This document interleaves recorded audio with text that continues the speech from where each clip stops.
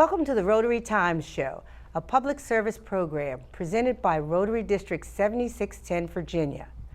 Funding for this program is made possible by the generosity of Rotary District 7610, Virginia. On our programs, we talk with Rotarians and community leaders and discuss Rotary International and how it helps local, national, and world communities. I am your host, Rotarian Dr. Deborah Jackson with the Rotary Club of McLean, Virginia. And along with me as co-host is Rotarian Jim Holcomb with the Rotary Club of Bailey's Crossroads, Virginia.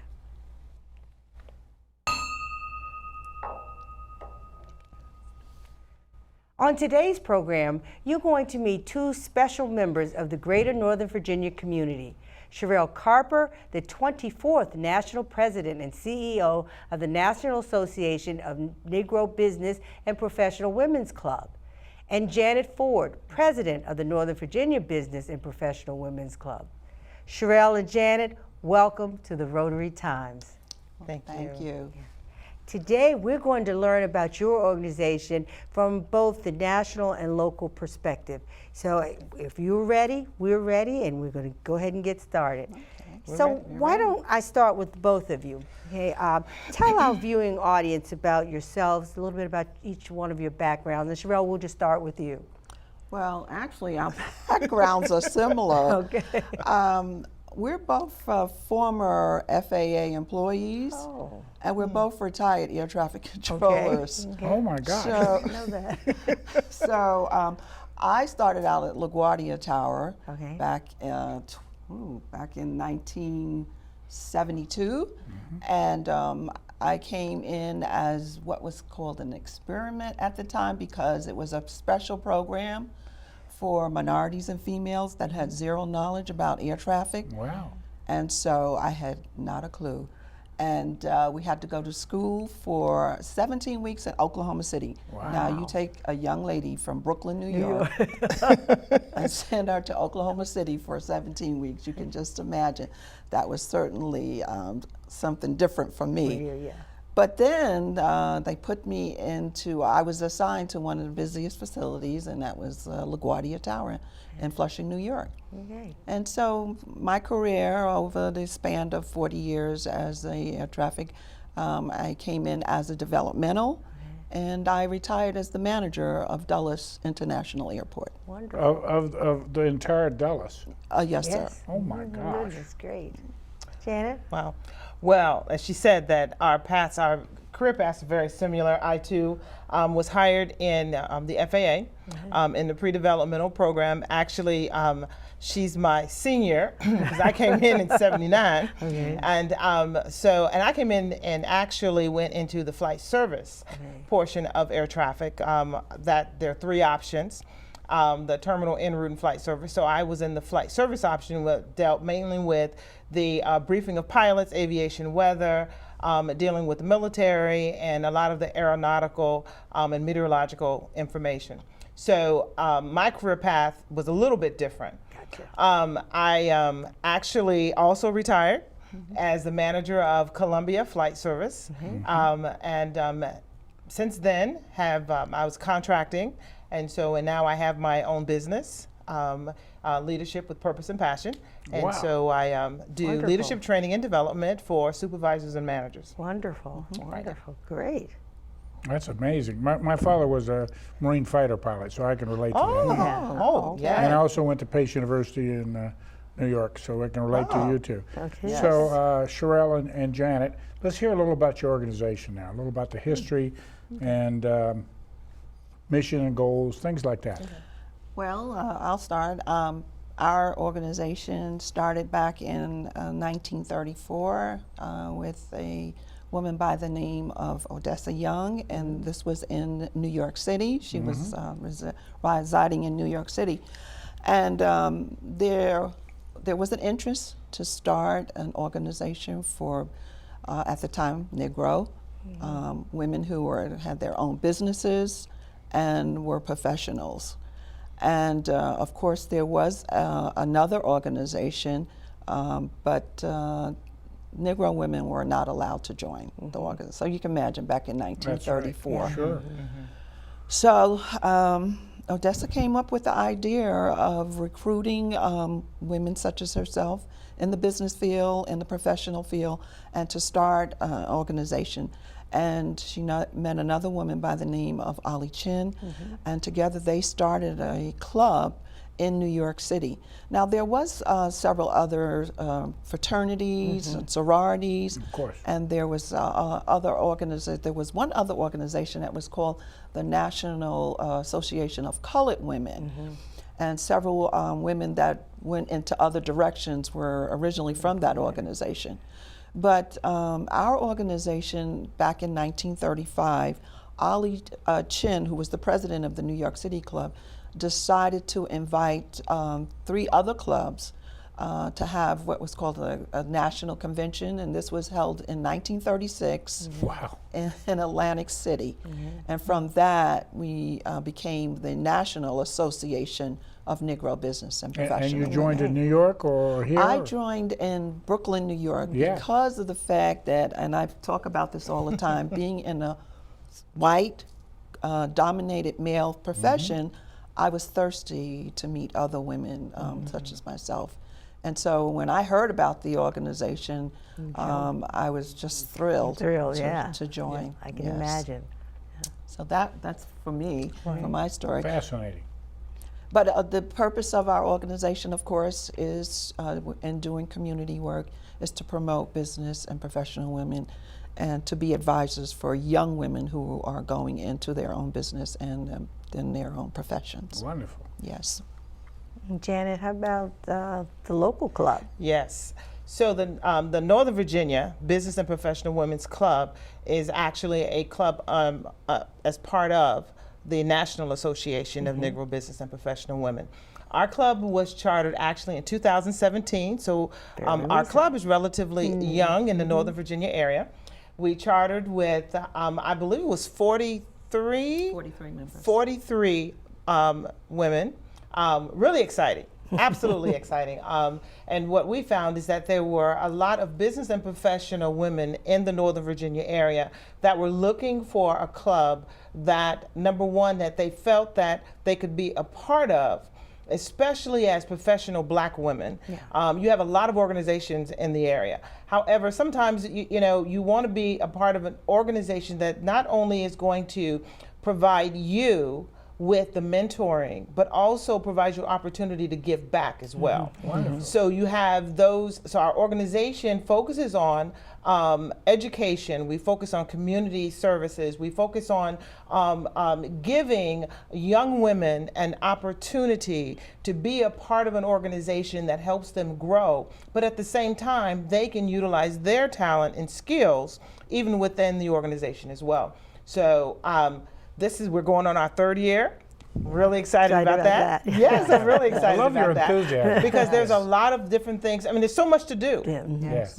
So much to do, and obviously there's never enough time to do it. So I'm glad. I was not in the organization as long as Sherelle.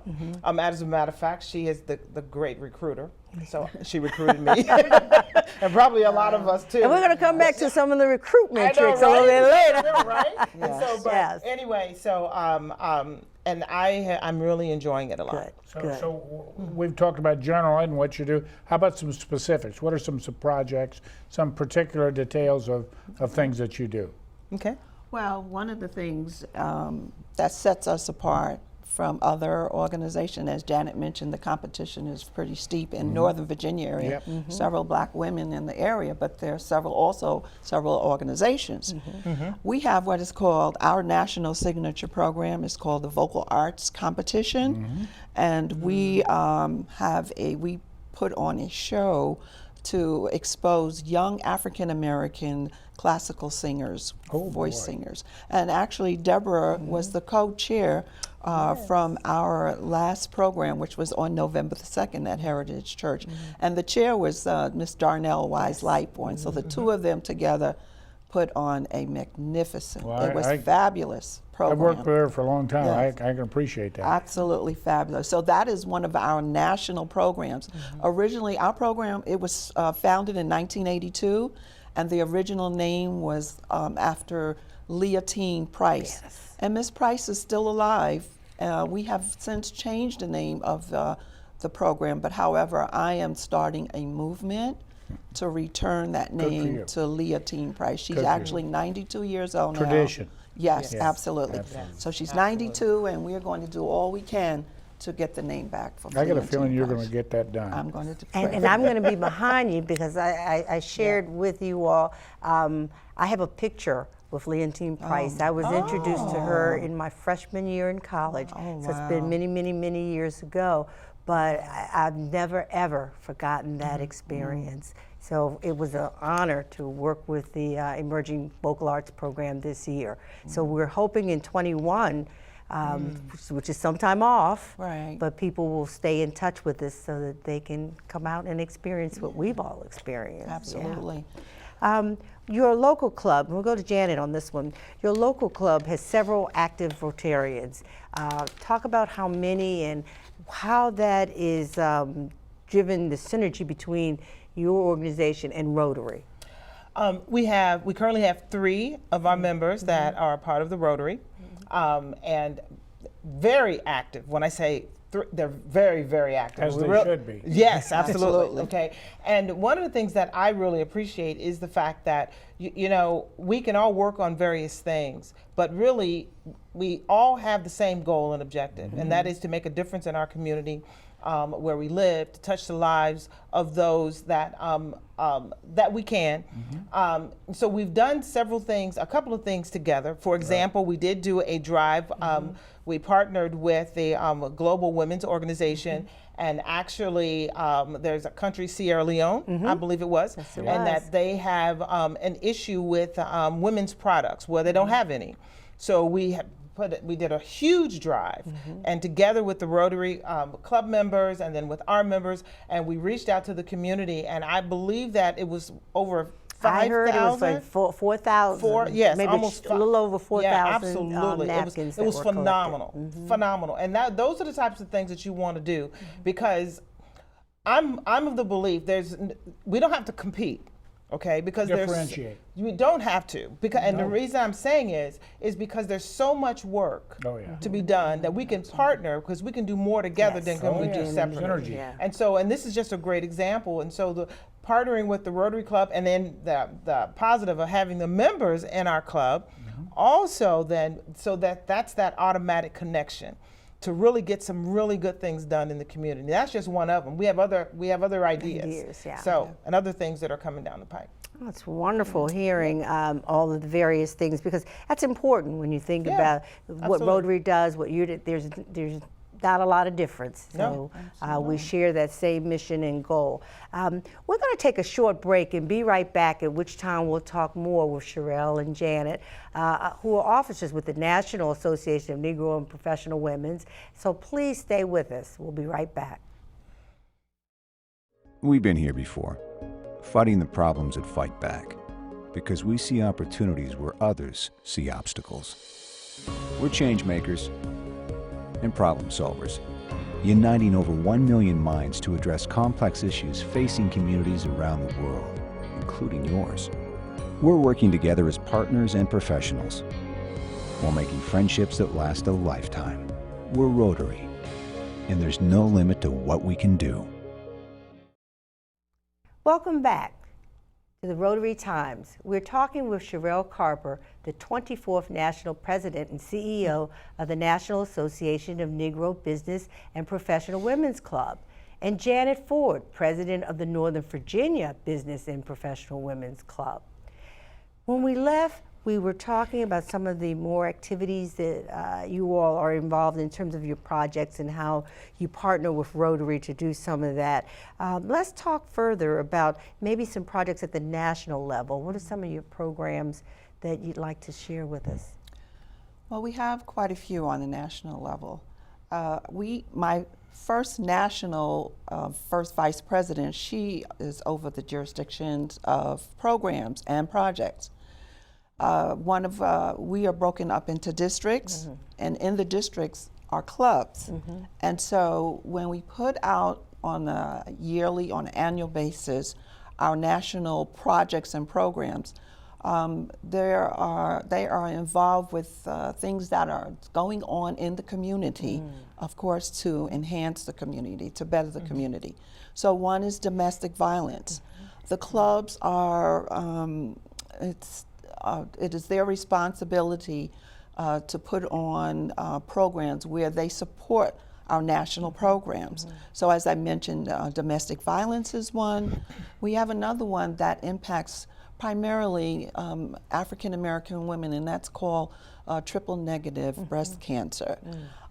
Clubs can also select that as one of their main focuses of their programs that they used to inform and educate the community about. We have another one that triple negative. it's called triple negative breast cancer, and it mostly impacts African American women. It's a rare type of breast cancer, but it has been discovered that African American women have a high rate of experiencing that. We have another national program that deals with local law enforcement. As you know, and watching the news, our young African American men seem to be more at targets in the community. And so what we have is a program to look at how can we build relationships with our local enforcement. And so that primarily is to deal with our young people. And we have a national second vice president, and her responsibility is over our youth. We have a youth division too. That's wonderful. So that's one of the primary programs that we focus on, of course. And then I mentioned domestic violence. I mentioned the triple negative, the raising, increasing the community, the relationships with the law enforcement. And then we also have one called Get Ready, Be Prepared. Well, I love that. Tell us about So that. that's in case, of course, of a national disaster, which we don't experience that much in this area, but of course we are nationwide, we're a national organization. So that is one of the focuses that we have, so that our members go out into communities and teach our residents how to prepare, have that bag ready, and in that bag is all of the equipment that they need when a national disaster happens. Catch your phrase. So that's good. But we also have a national scholarship program, and we have partnered with the State Department, especially with those students who are studying abroad. So those are just a few of the national programs that we have and support. Health, education, economic development are the three most important areas that our members focus on within their communities. And Janet, you take a top-down approach. Do your local activities in sync with this? Yes, we do. Okay. So we do have requirements on the local level to actually have some programs that are in various categories. Oh. And so actually this year, I want to talk about one last year in reference to the law enforcement. Okay. And I want to give that because it was a very successful program. And we actually had a town hall meeting, the first time town hall meeting at one of the local high schools in the Loudoun County area.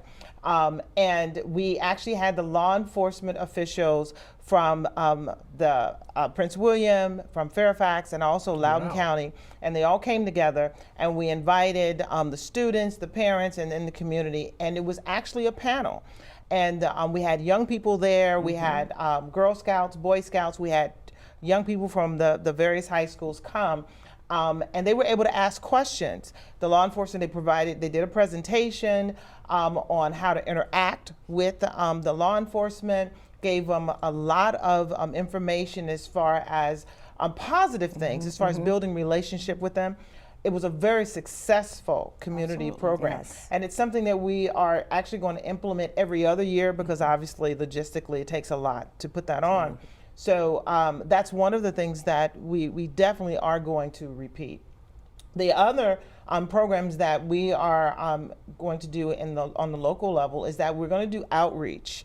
A lot of the outreach programs, because a lot of times, even though we live in Loudoun County, Fairfax, Prince William County, there are a lot of people within our community that need various things. And we assume that they have access. Well, we know that that is definitely correct. not the case. So we have various outreach programs that actually we will partner with some of the county programs within each one of the counties and put on things like resume writing, how to dress for success, how to deal with conflict in the Skill workplace, development. skill development, Yeah. absolutely, those Vocational. things, which are very, very, very important. Yeah. And the last thing that we are actually looking into doing is actually doing something around the human trafficking area, which is also on the national level. You talk to Rotarians, they're interested in that too. Which would be a great program Yeah. to partner Yes, with the Rotarians, yes, yes. because right now Virginia is pretty much at the top of the list. That's correct. In that crime area, and it's something we need to do something about. And waiting for somebody else to do Quicker it than is you too think. late. Yeah. Yes. And that is something that I'm sure that would be a natural partnership, because the Rotary absolutely. District right now is already absolutely. started. So we're going to direct you to them. Absolutely. So again, there's an opportunity for us to partner. So yes, so those are some of the things that we are doing even on the local level Got that your plate support full. the national. Yeah. Yes, we do. And one When of you our serve a members, community, it happens. Yeah. one of our members in the local club has written an article in the local newspaper for human trafficking, Okay. Dr. Wallace Gill, and she's a Rotarian. Yes, she And did. so- She is. There you She go. did. Yes. She's with the Centerville Club. Yes, Yes. absolutely. Absolutely. So you guys are really involved in doing some powerful things in terms of advocacy at the local and national level. Makes me excited, to be a part of the organization, to have you representing us here today. What kind of other things might you consider doing when you think about Rotary and the clubs and how we can come together a little even more? I mean, is there any special thing? We just talked about human trafficking. Are there other things that we can do a natural partnership on? Some of the things in the Something that future. you're thinking Yes. about in the future Yes. that we Yeah. can, Yeah. partner with you. Well, on the local perspective, I have a passion for young people. Okay. Well, you just mentioned, and what is the ages of those young people that that we serve? In reference to our club, okay, so they can come in middle school, from the age of 12 through 18. Yep. And then we also have a beta side, which if they're in college. Perfect. And then we have a young adult program once they get out of college and then going into their careers. Then there's a young adult span there as well. So actually the club actually serves a pretty large span, actually, when you think about age, it's concerned. So, but that's very important because, you need to be able to impact, not later, but as That's soon right. as you As can. early as you Right. can. And so that's why I believe that in the future, having projects to where we actually begin to do that and introduce our young people to community outreach, community things, or mentoring opportunities at an earlier age. And I believe that any organization we could partner with doing that, because we know that our young people are, even though today, but they're our future for They're the tomorrow. And we future. don't do That's it. anything right now. They're your then- leaders, That's tomorrow's correct. leaders. Absolutely. So that's something we all need to be doing. Well, that leads into obviously membership. They have parents, they have other people that are community leaders. Tell us about some of your strategies for membership. About how many people on the national in your club, and how you continue to grow with all these great programs. Now, on the national level, we have a director of membership, and of course, that is her responsibility for recruiting members at all of those categories. We have 7 categories. We even have ombudsman as an auxiliary of our organization. But on the campuses of colleges, we do recruiting there as well for our Beta Psi members. We do have a Beta Psi club for the local club. We have a number of Beta Psi clubs across the country as well. And so as Janet mentioned, these are going to be our future leaders. That's right. And so it is very, very important, as I said, that our mission is to be advisors to these young ladies. Yes. When they come out of college, have a place for them to go and for them to learn what it is to enter into the business world, Right. what it is to enter into the profession. Back to the so, skills. So yes, and so on the national level, it's at a larger scale, but we are doing the same thing, and as you said, it trickles down to our districts and to our local clubs. We have a membership representative on the district level, and we also have membership directors in our local clubs. Well, we want to thank you, ladies. I'll tell you, Sherelle and Janet, I'm honored to have you here today and proud to be a member of the organization myself. Thank you very much. We're your proud to have you. Well, Give me your a call. I'd like to impact join is one, too. and so we hope that you will consider coming back again Yes, and continuing the journey. You know, sharing all the things that you're doing that have continue to make a difference in our area. Because you talked about the membership, but what people don't, audience doesn't know that our membership comes from several counties, not Yes. one, but several Yes, counties in the right. Northern Virginia region. So it's wonderful to know we're making a difference. Okay, yeah. Funding for this program is made possible by the generosity of Rotary District 7610, Virginia. For the Rotary Times program, I am your host, Rotarian Dr. Jackson, with the Rotary Club of McLean, and along with me as co-host is Rotarian Jim Holcomb with the Rotary Club of Bailey's Crossroads, Virginia. You're welcome to join us at a Rotary Club in our area for either breakfast, lunch, or dinner. You can also find a club near you by just looking us up on the internet. So remember, our time is your time, and is always time well spent. Please join us for our next program as we continue to celebrate Rotary's 114 years of service above self.